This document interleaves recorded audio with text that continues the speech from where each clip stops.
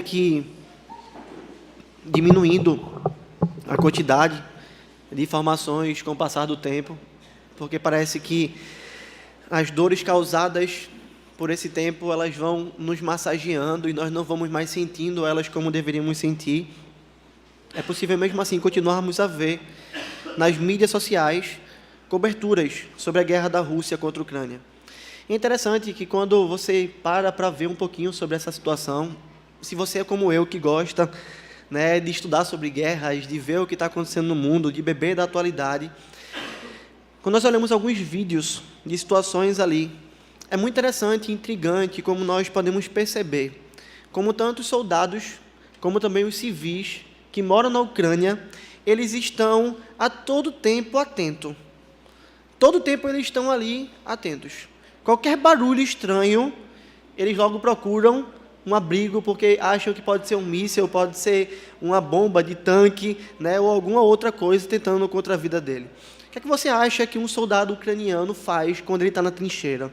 Será que ele, ainda que muito cansado, ele tem um sono profundo? Ele consegue dormir ali e apagar profundamente? Não. Ainda que muito cansado, esses homens eles dormem segurando seu fuzil, eles estão com o fuzil de lado. Eles têm um sono leve. Eles estão sempre prontos ali, a qualquer momento, a se defender. Porque é essa atitude que alguém deve ter numa guerra, não é verdade? Em um cenário de guerra, nós não somos muito habituados nisso no Brasil. O nosso país não tem um histórico de guerras, como Estados Unidos, como países da Europa. Mas veja, em um cenário de guerra, em um estado de guerra, nós devemos estar sempre atentos. E além de estar atentos, nós também precisamos estar fortalecidos. Nós precisamos de armas para que nós possamos lutar, combater a essa guerra. E, queridos, nós como cristãos, nós também vivemos em uma guerra.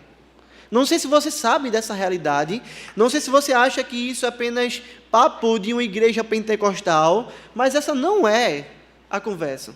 A realidade bíblica é que nós, de fato, vivemos em uma guerra feroz, em uma guerra incessante, em uma guerra incansável, uma guerra contra o império das trevas. Mas alguns cristãos estão cometendo alguns erros nessa guerra. Veja, por parte de muitas igrejas, a maioria delas pentecostais e neopentecostais, o foco da liderança nessa guerra que a Igreja de Cristo enfrenta não é Cristo, mas é o diabo. Percebe? Quando se fala acerca do diabo, daquilo que o diabo faz, daquilo que os demônios fazem, e quando se fala acerca de Cristo. Veja, são ministérios criados, ministérios de expulsão demoníaca. Chama aquele pastor porque ele é o exorcista. São cultos de libertação. Venha para cá porque agora você vai ser libertado dessa batalha espiritual que você está enfrentando. São rituais de brigas territoriais. A gente tem que ir ali, quebrar aquele lugar, porque o demônio está lá. E se a gente quebrar aquele lugar agora, a gente venceu o demônio. Entrevistas com os demônios, no púlpito da igreja. Unção de casa de pessoas contra demônios, contra o diabo. A gente vai vir aqui na sua casa e vai ungir a sua casa, para a sua casa ficar protegida. Veja, nosso país tem enfrentado isso. Muitas igrejas estão bebendo não da Bíblia, mas de uma parte pagã da cultura afro, e isso tem entrado no meio do povo de Deus. Veja, tem gente hoje em dia que mesmo sem a Bíblia falar nada, está dando nome a demônio. É pastor no púlpito perguntando, olha, qual é o teu nome? Meu nome é isso, eu vim fazer aquilo. Eu vim atacar você, eu vim ferir a igreja. Veja que coisa mais idiota, Satanás entra na igreja e fala o que ele vai fazer. Que inimigo mais idiota, na verdade. Qual é o sentido que há nisso? Baboseira. Pessoas em sua casa, ungindo casa com óleo, pastores só falam do diabo. Até mesmo a evangelização hoje, ela gira em torno do diabo. Queridos irmãos, nós temos olhado isso e podemos nos chocar. Mas há coisas mais simples também que às vezes podem estar até mesmo no nosso meio. Quantos crentes sérios não acham que tudo o que acontece é culpa do diabo? Olha, eu estava na minha casa, eu gritei com a minha esposa, mas foi o diabo, pastor, não foi você. Não, eu estava no meu trabalho, eu perdi minha paciência com o meu chefe, foi culpa do diabo. Não, eu trabalhei, no trabalho eu perdi meu emprego, a culpa é do diabo. Eu fiquei doente, a culpa é do diabo. A minha mãe morreu, a culpa é do diabo. Foi o espírito de morte que estava rodeando a minha casa, pastor. Percebe? Não são apenas os pentecostais que erram. Nós temos que concordar que parece que até mesmo nós presbiterianos padecemos com uma situação bem complicada. Nós, como igreja reformada, dentro desse contexto de guerra, parece que a gente sofre com uma situação mais complicada e mais presente ainda. Ou tão complicada quanto? Sabe qual é? Quantos de nós, de igreja reformada, vivem cientes de que nós vivemos numa guerra? Nós muitas vezes achamos que isso é papo de igreja pentecostal e a gente acha que nós estamos vivendo no mundo de Alice, no país das maravilhas. Tudo está tranquilo, não há guerra espiritual. Se existe uma batalha espiritual, então está tudo tranquilo, eu nem ligo para ela. Nós temos vivido assim, irmãos, muitas vezes. Só que a palavra de Deus, ela nos mostra que sim, existe uma batalha espiritual. Nos mostra que sim, existe um inimigo. Nos mostra que sim, existe uma luta. E que essa luta não é fácil. Veja, a Bíblia nos diz em 1 Pedro 5:8, que o diabo é como um leão querendo nos devorar. Sede sóbrios, ó, a atitude de alguém que está na guerra, e vigilantes. O diabo, vosso adversário, anda em derredor como um leão que ruge procurando alguém para devorar. Aquele leão que está ali do lado, olhando os mais fraquinhos, olhando aqueles que estão caminhando distante do povo de Deus, aqueles que estão ficando fracos, veja, pronto para devorar. A Bíblia nos fala de um inimigo que vem para matar, roubar e destruir. Jesus nos ensina isso em João 10:10. O ladrão vem somente para roubar, matar e destruir. Eu vim para que tenham vida e a tenham em abundância. E aqui eu faço um parêntese, porque você pode dizer, pastor, mas o texto aqui está falando dos falsos profetas. É verdade. Mas quem são os agentes do diabo? São os falsos profetas. São os homens que o próprio diabo levanta, que infiltram no meio da igreja, o joio plantado no meio da igreja. São servos de Satanás. Veja, e não é apenas o diabo, há um exército junto com eles. Efésios 6:12 nos diz que a nossa luta não é contra a carne e o sangue, e sim contra principados e potestades, contra dominadores desse mundo tenebroso, contra forças espirituais do mal nas regiões celestes. Veja, é plural. Tudo aqui é plural, porque é um exército. Satanás, quando caiu do céu, quando foi expulso do céu, não foi apenas ele. Ele enganou outros anjos e Deus também os expulsou. Esse inimigo, ele é um inimigo mentiroso. E ele é um inimigo astuto. Preste atenção nisso. João 8:44, parte C do texto. Quando ele profere mentira, fala do que é próprio, porque é mentiroso e pai da mentira. Nós guerreamos contra alguém que é o pai da mentira, que é aquele que é o autor da mentira. Veja, Efésios 6:11, revesti-vos de toda a armadura de Deus, para poder ficar firmes. Contra o quê? Contra as ciladas. São armadilhas. Não são coisas, muitas vezes, aparentes, que estão na nossa cara. São armadilhas. São coisas fantasiadas de coisas boas, mas que, na realidade, tem uma isca para poder nos pescar. Ciladas de quem? Ciladas do diabo. Quem é nosso inimigo, irmãos? Quem é aquele que comanda o exército que luta contra o povo de Deus? É aquele que enganou o primeiro casal e que é tão ousado que entrou no Éden. Veja, local criado por Deus, local perfeito, ele entra ali, ele se infiltra ali, engana o primeiro casal e é o inimigo, um assassino tão feroz, tão voraz, mais danoso do que Hitler, porque Hitler matou milhões de pessoas, mas Satanás matou bilhões de pessoas. Satanás, enganando Adão e Eva, levou todos os homens à morte. Ele é um inimigo que tem fome e sede de sangue. O mal e destruição são os seus pensamentos. A morte espiritual é o seu maior desejo. O engano e a sedução pecaminosa fazem parte dele. Veja, tudo que ele tem, preste atenção nisso, tudo que Satanás tem, todo o seu tempo, toda a sua dedicação, juntamente com os seus exércitos, ele coloca à disposição para matar, roubar e destruir o povo de Deus. Ele usa todos os recursos para poder tentar arruinar o povo de Deus. Por isso, irmãos, se nós somos presbiterianos, nós somos um povo que crê e que ama a palavra de Deus. Se nós somos igreja reformada, nós somos um povo que crê naquilo que a palavra de Deus nos ensina. E se nós cremos naquilo que a palavra de Deus nos ensina, nós devemos ter certeza de que nós estamos em uma guerra e nós devemos viver atentos nessa guerra. Mas preste atenção, o diabo ele não quer tirar seu carro, ele não quer tirar sua casa, ele não quer tirar sua saúde, em primeiro lugar. Essa não é a preocupação dele. Ele não está atento a isso, desejando isso, preocupado com isso. Ele pode até tirar essas coisas. Ele pode até tentar fazer isso. Mas veja, ele pode também te dar essas coisas. Ele pode também te oferecer essas coisas. E ele é tão ousado que ele tentou fazer isso com o próprio Cristo. Se lembra da tentação do Senhor Jesus? Olha o que Satanás fala para ele, Mateus 4, 8 e 9. Levou ainda o diabo a um monte muito alto, mostrou-lhe todos os reinos do mundo e a glória deles, e lhe disse: tudo isso eu darei a você, se você prostrado me adorar. Veja como Satanás faz. A gente acha, Satanás quer tirar o meu carro, a minha casa, a minha saúde, o meu emprego, a minha posição de destaque, isso a ele. Às vezes ele pode dar. Ele prometeu isso a Jesus. Ele tentou fornecer isso a Jesus. Ele pode até tirar, irmãos. Mas o alvo principal dele não é isso. Sabe qual é o alvo principal de Satanás nessa guerra?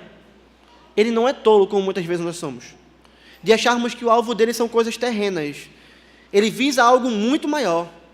Ele visa algo eterno. Ele visa retirar algo que é eterno. Veja, Satanás quer tirar da nossa mente, sabe quem?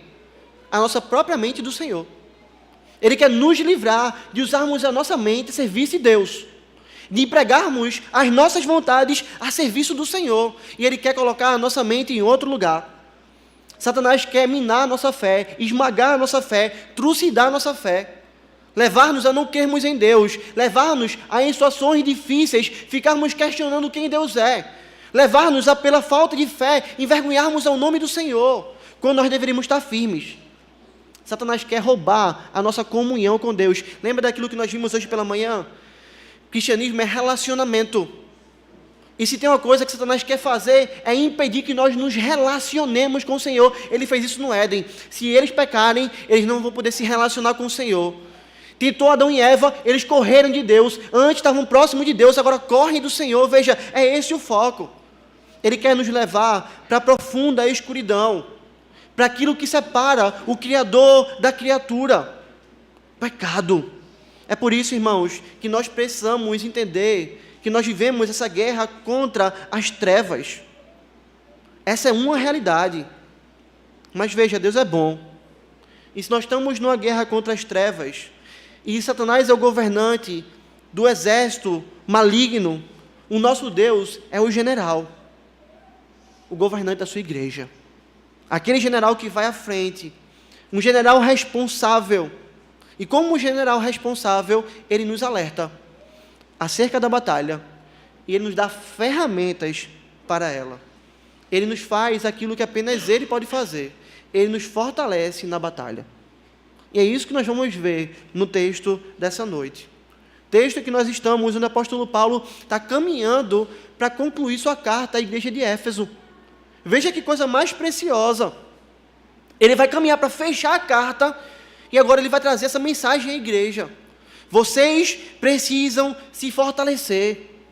Ele tenta abrir os olhos da igreja de Éfeso e também dos crentes como nós que lemos essa carta para a realidade de que nós vivemos no campo de batalha, de que nós precisamos lutar nessa batalha e que nós precisamos ser fortalecidos e equipados para essa batalha. Entenda isso. Anteriormente Paulo falou sobre homem, papel do marido, sobre mulher, papel da esposa, sobre o papel dos pais, sobre o papel dos filhos. Veja, ele falou com toda a igreja. Agora ele também fala com toda a igreja dizendo: se preparem para a batalha, porque todos vocês lutam essa batalha. Todos vocês enfrentam essa batalha, se fortaleçam para essa batalha. E é por isso que o tema da mensagem de hoje é justamente esse: fortalecidos para a batalha espiritual. É assim que o Senhor quer que nós sejamos. E como é que nós podemos ser fortalecidos, irmãos, para a batalha espiritual? Em primeiro lugar, entendendo que toda a força vem de Deus. Isso precisa estar enraizado na nossa mente.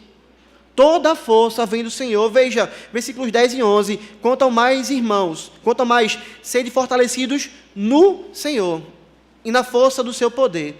Revesti-vos de toda a armadura de Deus, para poderdes ficar firmes contra as ciladas do diabo. Quem é que sairia para lutar contra o exército maligno com suas próprias forças? Quem de nós aqui poderia dizer isso? Qual o homem mais macho aqui da igreja que pode bater no peito e dizer: eu vou lutar pelas minhas próprias forças, eu vou lutar contra Satanás?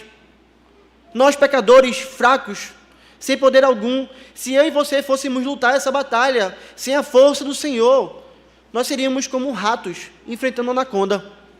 Imagina um ratinho querendo ali ganhar a guerra de uma sucuri. Era assim que nós seríamos, irmãos. Nós seríamos capazes de enganar, de ser enganados, até mesmo como nossos próprios pais foram.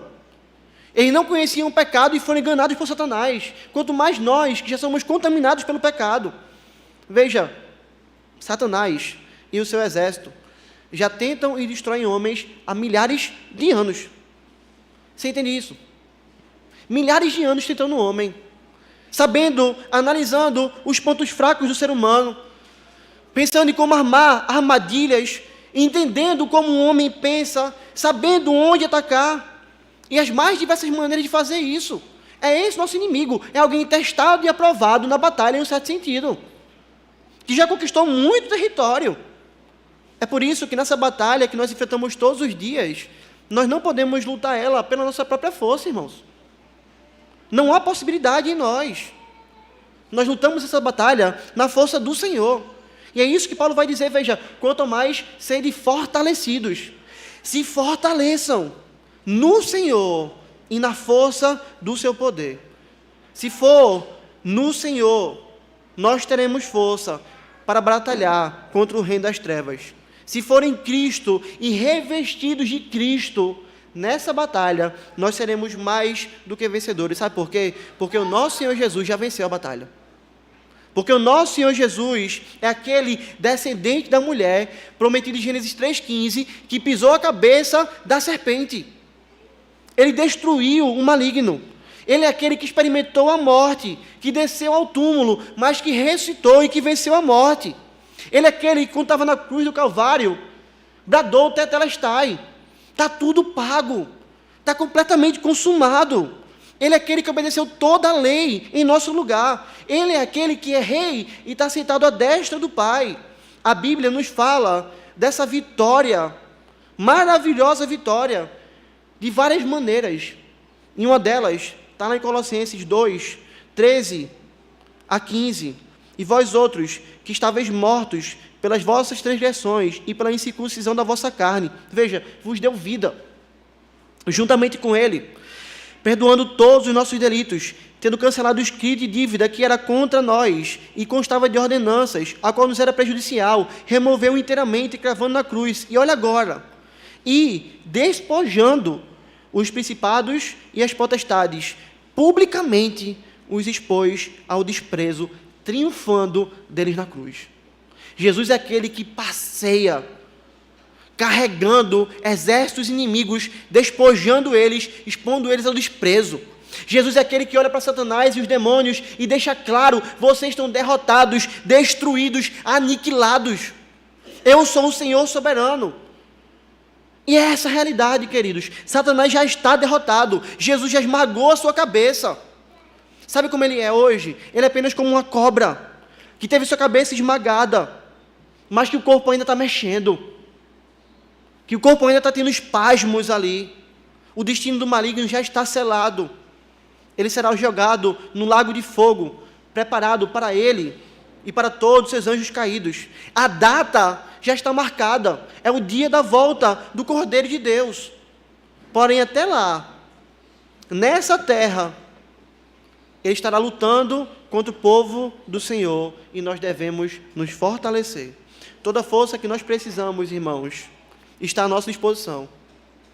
Se tem uma coisa nesse sentido do texto que os pentecostais falam, embora não seja nesse sentido, mas no texto seria certo, nós devemos tomar posse dela.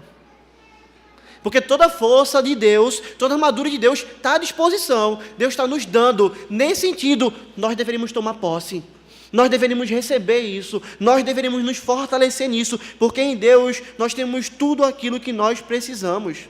É por isso que eu entendo de maneira muito clara nesse texto, que se revestir da armadura de Deus é se revestir daquele que venceu Satanás, é se revestir de Cristo. Quando nós nos revestimos da armadura de Deus, nós estamos nos revestindo de Cristo. É por isso que Paulo, logo após falar aqui, veja, se revistam do Senhor, da força do seu poder, ele vai dizer, se revistam de toda a armadura de Deus. A gente vai ver em breve, detalhadamente, a armadura de Deus. Mas eu quero chamar a sua atenção aqui. Veja, tomar a armadura de Deus é se revestir de Cristo. Se revestir da sua verdade, se revestir da sua justiça, se revestir do seu evangelho da paz, se revestir da fé nele, se revestir da sua salvação, se revestir da sua palavra. Veja, é somente dessa maneira que nós conseguiremos resistir às ciladas do diabo. Meu irmão, não se esqueça, o diabo é astuto. Ele sabe onde é a sua fraqueza, ele sabe onde te enganar, e ele sabe muito bem como ele pode te enganar. Veja, ele pode colocar aquela mulher ou aquele homem no seu caminho, quando seu casamento vai mal. Tem alguma música tocando aqui. É um alarme. De quem é? Tássio, ajuda aqui, por favor.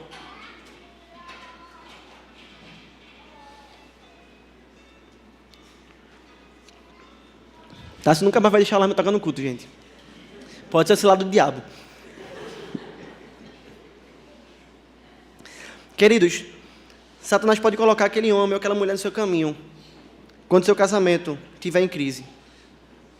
Satanás pode colocar aquele dinheiro na sua frente, que não pertence a você, quando sua despensa estiver vazia. Ele pode usar aquele professor da faculdade ou do colégio para confundir a sua mente.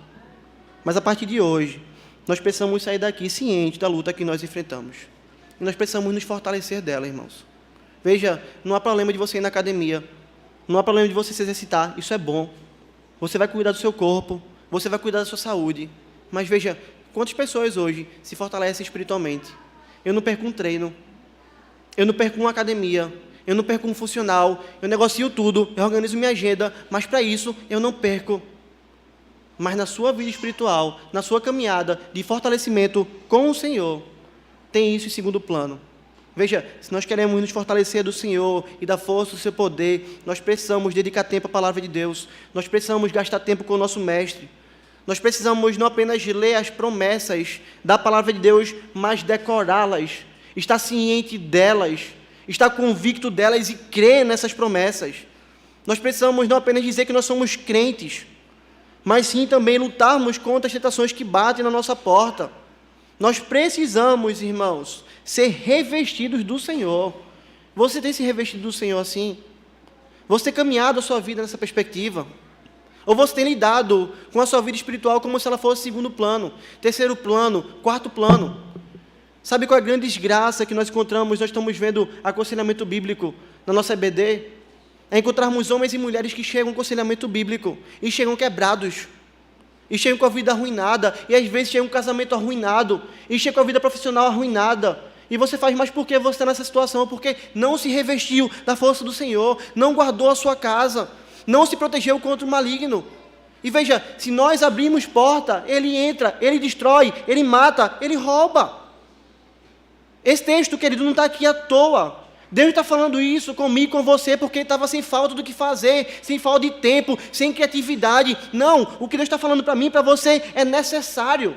Veja, após dar toda a instrução sobre família, sobre igreja, ele vai usar Paulo para fechar o texto aqui de Efésios, dizendo, olha, quanto ao mais, serem fortalecidos no Senhor. Se fortaleçam na força do seu poder. Essa é a primeira lição do texto. Mas o texto segue e nos ensina que nós também precisamos ter na nossa mente que a nossa luta não é contra a carne e nem contra o sangue.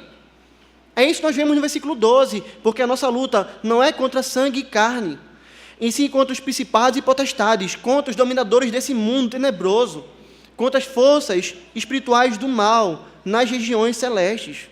E como a gente precisa entender isso? Essa luta, querido, não é contra a metralhadora, não é contra a faca, não é contra tanque de guerra, não é contra exércitos inimigos de homens. não é contra grupos políticos. Veja, seria muito mais fácil se fosse. Seria muito mais fácil. Porque essas coisas nós vemos, não é verdade? Está diante dos nossos olhos. O inimigo está chegando. Um tanque está chegando, faz barulho.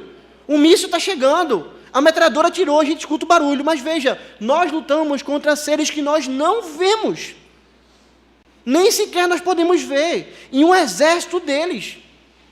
Seres que são incansáveis. Já parou para pensar nisso? A Bíblia nos ensina que os anjos, eles são espíritos.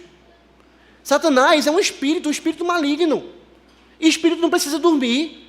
Espírito não se cansa. Percebe? Não é onipresente, não está em todo lugar. Isso é verdade. Não é Deus, só Deus é onipresente. Mas se move com rapidez. De onde veio Satanás? De rodear a terra.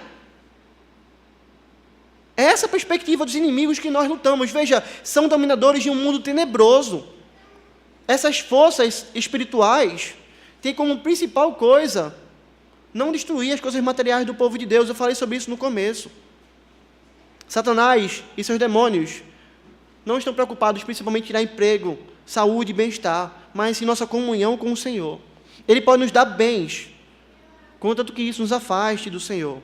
Quantas pessoas nós não conhecemos que, por não checarem a palavra de Deus, seguirem em busca de novos empregos onde eles iam ganhar muito, mas destruíram a sua vida? Percebe essa realidade? Homens que saem de um lugar onde tem uma igreja sólida, onde seus filhos estão crescendo espiritualmente, para lugares em que não possuem igrejas bíblicas, ficam desnutridos espiritualmente, e se tornam presas fáceis do maligno. Por que você saiu? Porque lá eu ia ganhar 3 vezes mais. Porque lá eu ia viver o sonho que eu sempre quis viver. Mas tem igreja. Tu vai caminhar, tu vai ser pastoreado, tu vai ter aconselhamento. Não, não tem não, pastor, essas coisas a gente vê depois. Sempre que um leão vai atacar uma presa de um rebanho, ataca aquela que está distante. Afastar aquela que está distante, levar ela a ficar distante, é a maior estratégia. Deixar ela fraca é a maior estratégia. Às vezes, nós recebemos coisas, achando que são boas, mas elas vêm para a nossa instrução. Por isso que a Bíblia diz que ele é como um leão que está ao nosso derredor, procurando alguém para devorar. Ele pode dar um emprego, para que você trabalhe muito, muito, muito. Para que você não tenha tempo para a sua família. Para que você não tenha mais tempo para ler a Bíblia. Para que você não tenha mais tempo para orar. Para que você não tenha mais tempo para vir para a igreja. Ele pode te dar o melhor celular. Uau, ganhei um celular massa, top. Para arrasar com sua vida devocional. E te colocar preso em vídeos idiotas do Instagram. Em postagens idiotas do Facebook. Em discussões tolas do Twitter. Ele pode te dar bens e mais bens dessa terra para que você possa se apaixonar por eles. E passar a edificar um reino aqui que é passageiro. Nós precisamos estar atentos, irmãos. Porque nem toda porta aberta é uma porta de Deus. Nem todas as vezes que você vê uma porta aberta é uma porta de Deus. Ela pode ser uma maravilhosa porta aberta pelo diabo. E do outro lado dela, só vai haver morte, só vai haver destruição. Sim, o maligno também pode tirar coisas da nossa vida. Mas sempre que ele fizer isso, ele vai fazer com o objetivo de destruir a nossa vida. Foi assim com Jó. O objetivo de Satanás com Jó não era tirar os bens. Era ver se Jó iria blasfemar contra o Senhor. Era ver se Jó ia apostatar da sua fé. Era ver se Jó iria ali se voltar contra Deus. Veja, nós vemos isso em Jó, capítulo 1, versículo 10 e 11. Acaso não o cercaste com sebe, a ele, a sua casa e a tudo quanto tem? A obra de suas mãos abençoasse, os seus bens se multiplicaram na terra. Veja, estende, falando com Deus, olha a ousadia, porém a mão, e toca-lhe em tudo quanto tem. Deus vai dizer, estende, porém, a mão, e toque tudo quanto tem, e verás, se não blasfema contra ti, na tua face. Satanás diz isso ao Senhor. E depois Deus vai virar para ele e vai dizer, vai lá e faz. Vai lá e faz. Sabe por quê? Porque Deus se garante. O objetivo de Satanás era levar Jó a blasfemar. Deus autoriza isso. Porque é Deus quem segura Jó. É Deus quem cuida da nossa vida. Mas esse texto está aqui para nos ensinar que quando coisas são retiradas por Satanás da nossa vida, o objetivo não é tirar as coisas, é nos levar a nos revoltarmos contra o Senhor. Tudo gira em destruir a nossa vida espiritual, e nós não podemos cair nas armadilhas do inimigo, irmãos. O qual com lazer, dinheiro excessivo, instrumentos de recreação e tantas outras coisas, tem tentado tirar os nossos olhos daquilo que é eterno e colocar os nossos olhos no aqui e no agora. Será que você não já caiu na armadilha do maligno? Será que nós não temos vivido isso na nossa vida?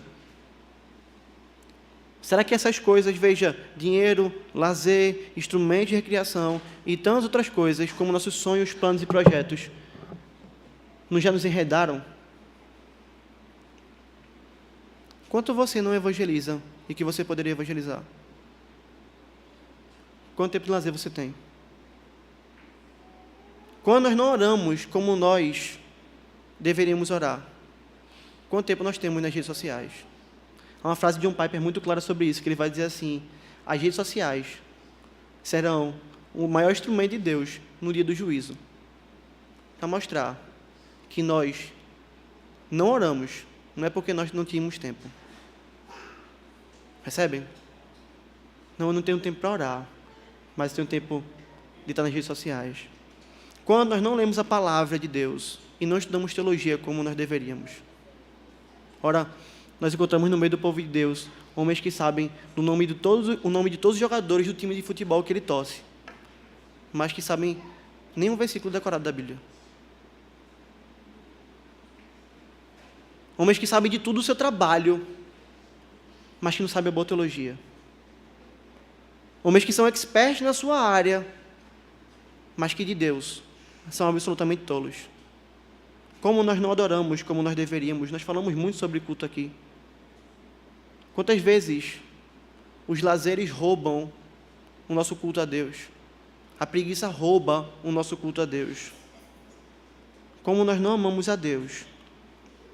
E nós amamos a tantas outras coisas, irmãos. Essas coisas são dadas a gente. Essas coisas são colocadas na nossa vida. E as bênçãos de Deus muitas vezes são mudadas em coisas que são maldição para a nossa vida, distorcidas pelo maligno. A árvore era boa se fosse obedecida. Adão e Eva poderiam olhar para a árvore e dizer: está vendo, aqui está uma árvore que é símbolo da obediência a Deus. Mas Satanás distorce isso e faz virar símbolo de desobediência. No caso do nosso pecado. Um antídoto para esse veneno está em Mateus 6,33, quando o Senhor Jesus vai dizer para mim e para você assim: buscai, pois, em primeiro lugar. Busquem, pois, em primeiro lugar o seu reino e a sua justiça. E todas essas coisas vos serão acrescentadas: comida, bebida e vestimenta. Veja o que Jesus nos ensina: busque em primeiro lugar o meu reino. Busque em primeiro lugar a minha justiça. Essa é a maneira de nós sermos fortalecidos pelo Senhor. De nós não sermos presas fáceis na mão do maligno. Não é à toa que muitos crentes hoje, homens e mulheres que estão na igreja, quando perdem suas coisas, a sua vida se acaba. Porque a vida delas não é para o reino, a vida delas são para essas coisas. E se você for nesse caminho, você vai estar destruindo sua vida. Porque você pode achar que você tem tudo, que você tem saúde, que você tem paz, que você tem uma família, que você tem recursos para se alimentar, que você pode fazer suas vontades. Mas se você fechar seus olhos e você não tiver Cristo, você está perdido. Você está perdido. Você foi enganado, levado como ovelha para um matadouro, achando que estava indo pastar em pastos verdejantes, porque no caminho te era dado comida, e você dizia: olha que coisa legal, essa pessoa que está me levando para esse lugar está me dando comida, está te engordando, está te deixando com aquela gordurinha gostosa da picanha, para depois te devorar. E nós precisamos entender isso, irmãos. É por isso que o texto também nos mostra que o fortalecimento é diário. Veja, versículo 13: portanto, tomai toda a armadura de Deus, para que possais resistir no dia mau, e depois de teres vencido tudo, permanecer inabaláveis. O ditado precioso das nossas mães. O ditadozinho precioso. E que nós muitas vezes ignorávamos. Prevenir é melhor do que remediar. Todo mundo sabe, né? Nossa mãe virava para a gente e dizia: meu filho, prevenir é melhor do que remediar, meu filho. Prevenir é melhor do que remediar. E esse ditado é verdadeiro. E ele, de fato, tem bases bíblicas, se a gente pode dizer assim. Porque na batalha que nós enfrentamos contra as trevas, nós enfrentamos ela todos os dias. Afinal, todos os dias são maus. Há maldade no mundo todos os dias. Mas a Bíblia fala de um dia em específico. A Bíblia fala de um dia mau. Todo dia é mau, o mundo é mau, mas a Bíblia diz, mas há um dia mau, como nós acabamos de ler aqui, para que você possa permanecer firme no dia mau, resistir no dia mau. Há um dia mau. E que dia é esse? É aquele período da nossa vida em que parece que as forças do mal se levantaram contra nós com tudo. É aquele período da nossa vida em que foge da normalidade. É o dia da tsunami do maligno atingindo as nossas vidas. Esse dia, ele pode acontecer em um dia e o mal dele pode se estender por vários dias. Veja, são dias como aqueles em que um luto inesperado bate a porta da nossa casa. A morte de um parente querido, um pai, uma mãe, uma esposa, um marido, um filho. Estava tudo bem. Você estava no seu trabalho, estava tudo em paz, e você recebe uma ligação, corre para o hospital. Corre e volta para casa. Fulano morreu. Você nem imaginava que isso poderia acontecer, sua vida vira de cabeça para baixo. É aquele dia que você vai com seus exames para o médico, achando que está tudo bem. O médico olha e te dá um diagnóstico de uma doença terrível. É como uma bomba que cai no seu colo, que arrasa tudo. São dias terríveis em que pensamento suicida toma conta da mente de uma pessoa, e que ela acha que apenas o suicídio vai ser a solução para a sua vida. São dias aqui onde nós descobrimos que um amigo próximo meteu a faca nas nossas costas e nos traiu, aquele que a gente nem esperava. Às vezes até mesmo um cônjuge, alguém que a gente confiou a nossa vida. São dias de tragédia, dias de desgraça. Esses dias maus chegam a nós, irmãos. Só que a Bíblia manda a gente se fortalecer, tomar a armadura que Deus nos dá, nos revestimos de Cristo. Veja, diariamente, porque nós não sabemos quando o dia mau vai chegar. Para que quando esse dia mau chegar, nós possamos ficar firmes. Queridos, há muitas implicações aqui, mas há uma implicação muito preciosa, eterna para esse episódio. Vai haver um dia que será o pior dia para toda a humanidade que não conhece a Cristo. Sabe qual é o dia mais mau que vai existir? É o dia da volta de Cristo. Porque quando Cristo voltar, todos aqueles que se viram se rebelando contra Ele serão lançados no inferno. Serão condenados pelo Senhor. Para esses será um dia terrível. Se Cristo voltar hoje, se esse dia for hoje, esse dia vai ser um dia mau para você. Se você morrer hoje e se encontrar com o Cordeiro, esse dia vai ser um dia mau para você. Veja, é mau para toda a humanidade que não crê em Cristo. Mas para aqueles que se refugiaram em Cristo, quando esse dia mau chega, ele não chega como um dia mau, ele chega como um dia bom.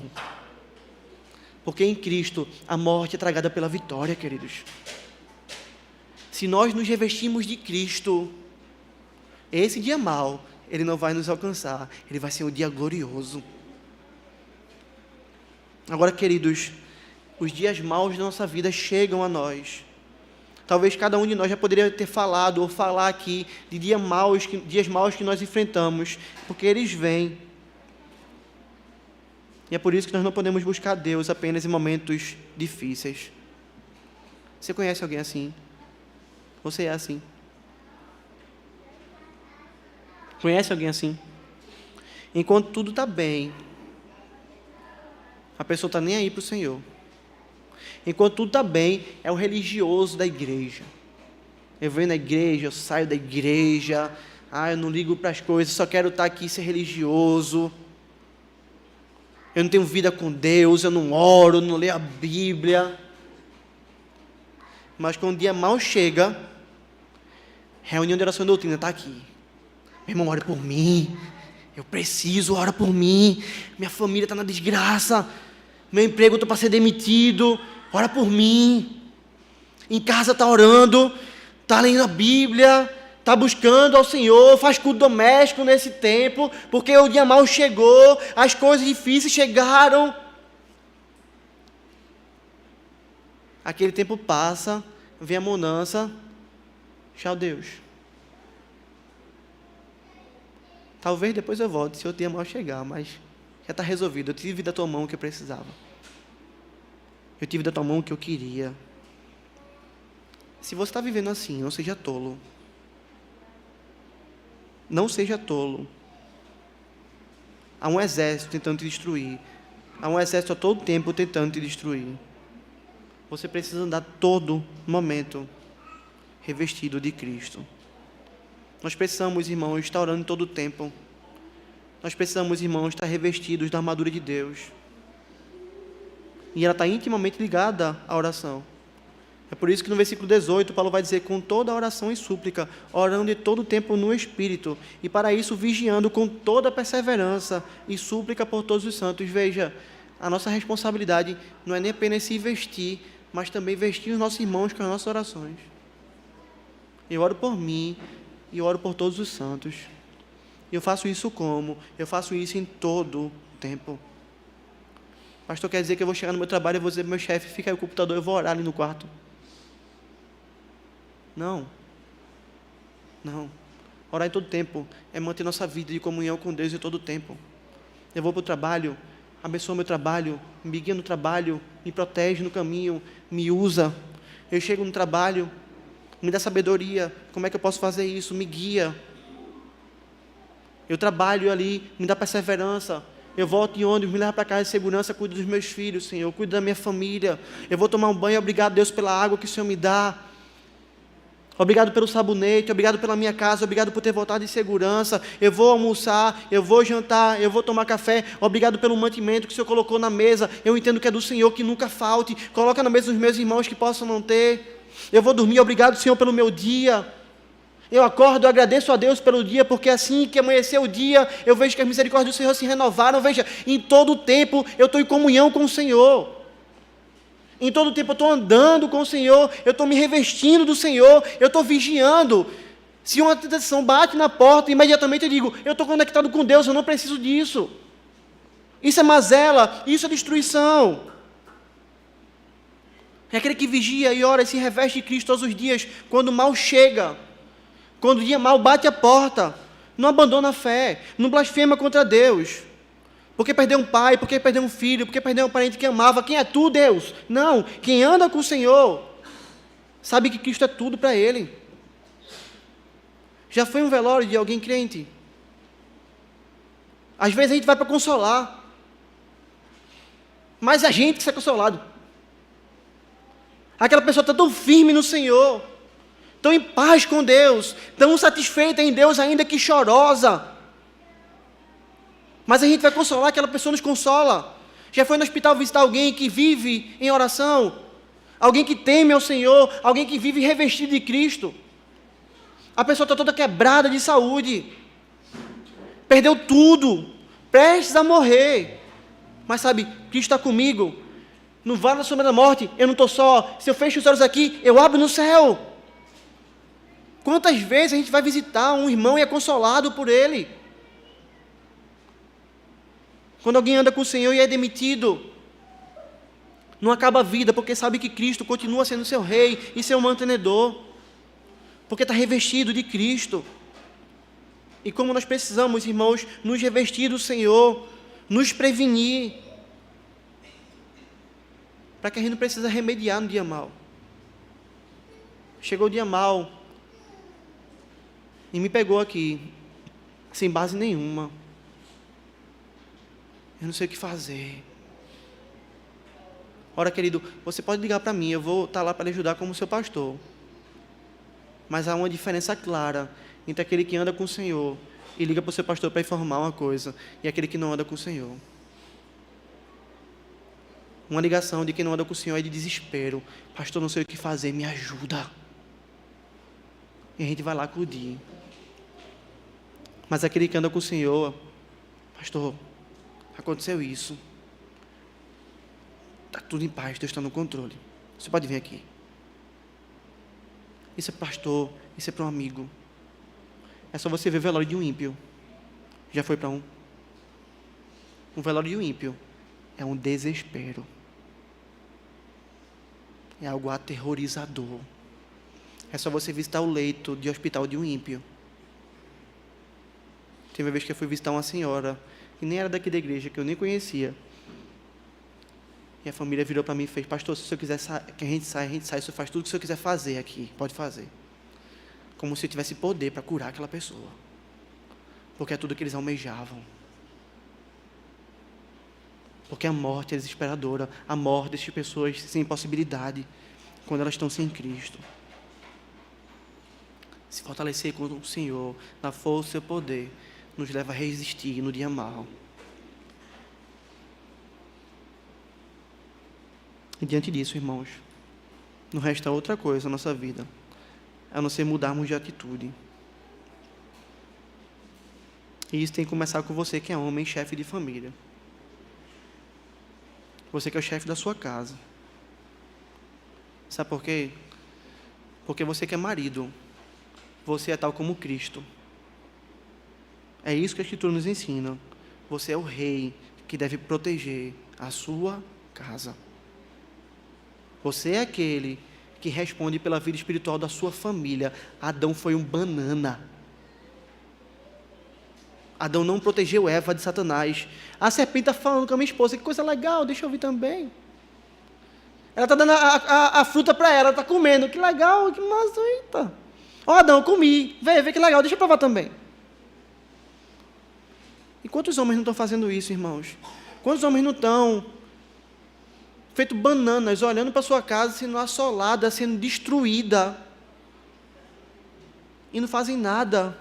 Queridos, é com muito temor que nós precisamos tomar a nossa postura de homem, como rei da nossa casa. É nossa responsabilidade liderar a nossa família, no culto familiar e no culto público. É nossa responsabilidade como homem liderar nossa família nessa perspectiva, chamar nossa família para o culto familiar, orar com a nossa família, saber como está a vida espiritual da nossa família, dos nossos filhos, da nossa esposa, como é que eles andam. Já fazia isso com os filhos dele, orava pelos filhos dele. Perceba, é nossa responsabilidade preparar a nossa família para o culto. O mandamento, o quarto mandamento, lembra-te do dia de sábado, para você santificar, é dirigido principalmente aos homens. Não farás nenhum trabalho, veja, está falando da liderança da casa, nem tu, nem teu servo, nem tua serva, nem teus filhos, nem o animal, nem o forasteiro, das tuas portas para dentro. O que é tua responsabilidade, tu vai fazer com que cesse. Essa é a função de um homem bíblico. Como líder da sua casa, como rei da sua casa, você deve estar atento às portas de entrada que o diabo tenta abrir na sua família. Emprego novo? Será que é o que Deus quer? Preciso de conselhos, preciso estudar, preciso avaliar tudo. Namoro dos meus filhos, quantos pais, banana nesse aspecto, pela mãe do guarda. Meu filho está namorando com um ímpio. Ah, pastor, mas ele é um menino bom. Ela é uma menina boa. É ímpio. Serve ao diabo. Se não tem o espírito, segue a Satanás. Não, mas é uma menina boa, menino bom, não mata, não rouba. Tem que ver, está todo carinho, está tão feliz. O colégio que estudam. O que está sendo ensinado aos teus filhos. Quem é o professor dele, o que fala na sala de aula, quem são os amigos dele. Com quem teus amigos saem, com quem teus filhos saem, companhia que eles andam. O programa que eles assistem na televisão. É muita coisa, não é? Mas essa é a responsabilidade de um rei. Veja o que está acontecendo na Rússia agora. Há uma barreira. A Rússia conquistou um território, a Ucrânia não chega, a Rússia não avança, mas o que é que está acontecendo? Homens da Ucrânia estão se infiltrando na Rússia e explodindo base. Mataram a filha de um dos generais de lá agora, de um dos cabeças lá da Rússia. Sorrateiramente. Se não dá para ser direto, a gente vai sorrateiro. A gente vai abrindo brecha. A gente vai armando armadilha. E se você que é homem não atentar para essa realidade, achar que você pode ser um banana, de estar olhando para o mundo e vivendo sua vida, a sua família vai ser destruída. E o que mais acontece é a gente ver homens e mulheres chegando no meio do povo de Deus dizendo: onde é que eu errei? Já viu isso? Eu levei meu filho todo domingo para a igreja. Eu levei minha filha todo domingo para a igreja. Estava todo mundo lá. Todo domingo a gente estava lá. Onde é que eu errei, pastor? Em vários outros aspectos. Não fez devocional, não orou, não procurou saber com quem estava, não procurou saber que escola estuda, não procurou saber o que está aprendendo, não procurou saber o que está vendo, não procura conversar sobre o coração. Quer ver um exemplo dessa desgraça? Todo pastor e presbítero pode aconselhar um jovem da igreja. Mas eu vou dizer para você, jovens só procuram aconselhamento 90% das vezes com pastores e presbíteros, porque não tem um pastor dentro de casa. Porque não tem seus pais como pastores da sua casa. Quando você prega crentes maduros na fé, crentes que fazem a sua parte na sua família, homens sábios. Quando você vê relatos dessa família, você encontra aqueles jovens procurando seus pais. Pai, o que eu faço? Porque o conselho vai ser bíblico. Porque sabe que o pai é bíblico. E vai ser pastoreado pelo seu pai.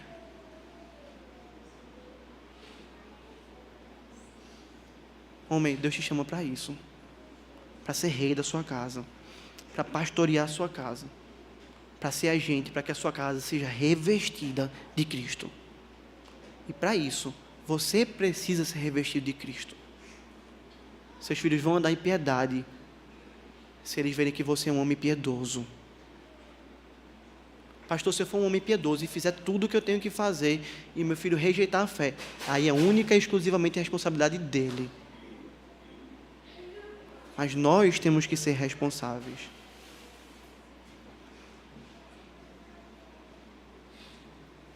Deus te adverte a isso. Para que você não bote a mão na cabeça no futuro e diga: o que é que eu fiz? Nós também precisamos sair daqui refletindo hoje sobre como anda nossa vida. Que tal você sair daqui hoje refletindo sobre suas amizades? No trabalho, no bairro, na internet. Essas amizades têm influenciado você de uma maneira que você nem tem percebido? Tem um ditado que vai dizer: me diga quem tu andas e eu te direi quem és. Se você está ficando parecido com aquelas pessoas com quem você anda, essa amizade está interferindo na sua vida. E às vezes é só rateiro. Veja, é tanta pornografia que a gente ouve no trabalho, que daqui a pouco a pornografia se torna algo comum. É tanto palavrão que a gente ouve no ambiente de trabalho, que o cara vira e fala palavrão: não, mas que eu sou homem, todo homem é assim.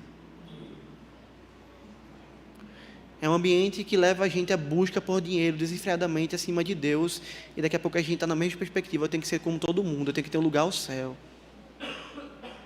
Avalia isso. Porque você pode estar sendo levado para o matadouro sem perceber. Que tal analisar o seu ritmo de trabalho? Que tal você e sua esposa conversarem nessa semana e avaliarem a vida de vocês? Se no ritmo de trabalho que você tem, vocês estão buscando em primeiro lugar o reino de Deus, as coisas dessa terra.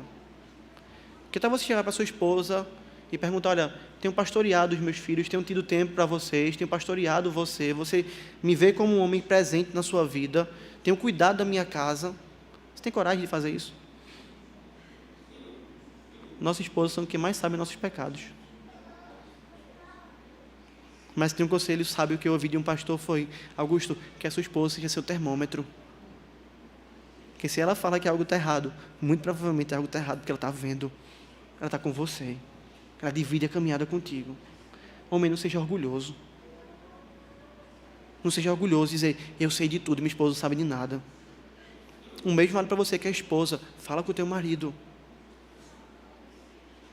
E não seja Eva que liderou Adão. Você está falando que está errado. Está errado. Acata aquilo dali, está errado mesmo. Não seja orgulhosa. Que tal analisarmos se nós temos abandonado ao Senhor lentamente? Que tal analisarmos se nós não estamos sendo hoje como um elefantezinho ferido, longe do rebanho? Você está longe da igreja? A sua vida no povo de Deus é uma vida distante. Eu vou quando dá, quando eu quero, quando eu penso que eu devo ir. Como a gente viu ontem com o pastor Sivaldo, se eu estiver cansado eu não vou. Como é que está a sua vida no meio do povo de Deus? Irmãos, nós temos vários casos nessa igreja, isso não acontece só aqui, de irmãos que começaram se afastando, se afastando, se afastando, e hoje nós nem os vemos mais. Se você vê que você está afastado de uma comunidade de fé, de uma igreja bíblica, você está em grave perigo. Em grave perigo. Porque o seu local é junto com o povo de Deus. A igreja não salva, mas a igreja é para os salvos. A igreja não salva, mas não há salvação fora da igreja. Porque quando Cristo voltar, Ele vem buscar a sua igreja. E você precisa entender isso. Estar afastado da igreja é um termômetro para a sua vida espiritual. Lidar com as coisas de Deus de qualquer maneira é um termômetro para a sua vida espiritual. Nós também precisamos sair daqui, irmãos, sabendo que nós temos um inimigo muito forte. Mas, por favor, não saia dessas portas com medo desse inimigo. Não saia dessas portas angustiado com esse inimigo. Tremendo de medo. O pastor falou que agora eu estou na guerra, saí da igreja, agora eu estou na guerra. Aqui até na igreja a gente está na guerra. A gente não precisa ter medo dele, por mais que ele seja forte. Porque lá em 1 João disse assim, filhinhos, vós sois de Deus e tendes vencido os falsos profetas.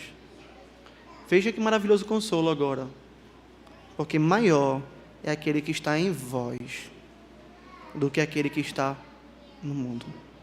Satanás pode ser forte, Satanás pode ser astuto, pode ter um exército, mas a Bíblia me garante que aquele que está em mim é maior do que aquele que está no mundo. Nós temos o general imbatível do nosso lado. A nossa vitória já é certa. Querido, veja, pastor Augusto não é teu general.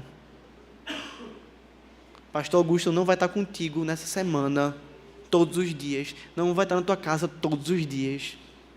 Veja, se você fosse depender de mim, você estava frito.